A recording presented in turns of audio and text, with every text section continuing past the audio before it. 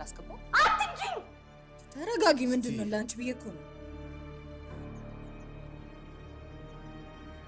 ከሚስቴ ላይ ዞር በይ ኪያ። አንቺ ተንከሲስ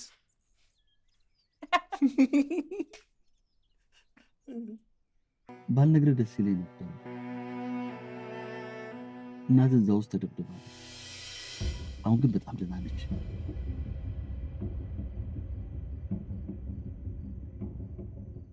ለመውጣት እየጣረች ነው። አንተም እኮ ከዛ ቆሻሻ ሲኦሎች ለመውጣት እኮ ነው እየጣርክ ያለው። ያለ ማዘዣ የተበረበረ ነገር በቂ ማስረጃ የሌለው ነገር ነው።